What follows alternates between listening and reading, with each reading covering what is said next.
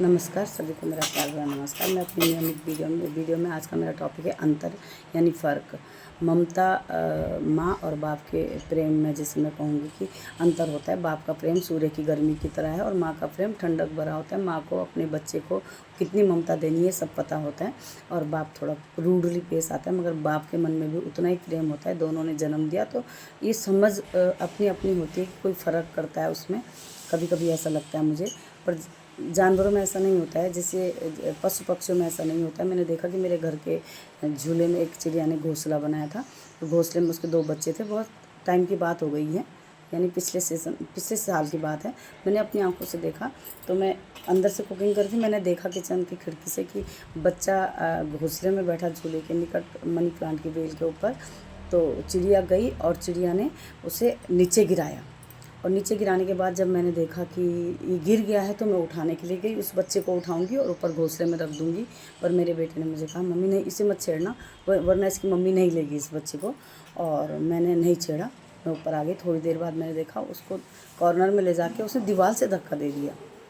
तो तब मुझे समझ में आया कि उसकी माँ उसे उड़ना सिखा रही थी और वो बच्चा सीखने में देरी कर रहा था, इसलिए माँ उसे ममता के साथ सिखा रही थी। और जैसे उसने उसे नीचे गिराया, उसने पंख खोले, थोड़ी दूरी पे उड़ गया।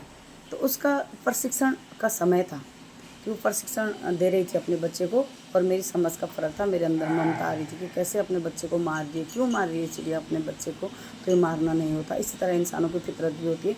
इंसानों को बहुत कमी है समझ के अपने बच्चों को संस्कृति और समझ देने की, संस्कार देने की। अपने बच्चों को नहीं सिखा रहे हम लोग कि इतना झूठ नहीं बोलना है, सच बोलना है। कोई भी काम करना है, शादी ब्याह का मैटर है, कोई समझना है तो पहले अपने माँ बाप को बताएं। सबसे पहले अपने घर परिवार, दोनों परिवारों को बताएं, तो बहुत अच्छा रिश्ता बनेगा। जब भी बनेगा, जैसे भी बनेगा।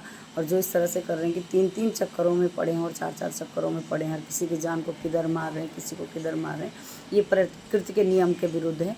भगवद गीता में लिखा गया था कि कलयुग में ऐसा होगा कि पहले पुरुषों के अत्याचार महिलाओं पे होते थे, तब तक सतयुग था। अब महिलाओं के अत्याचार बढ़ गए हैं पुरुषों के ऊपर। किसी की भी जान, सबको परमात्मा ने एक जैसी शरीर दिया, एक जैसी जान दी, तो सबको एक दूसरे की फीलिंग समझने की ज़रूरत है।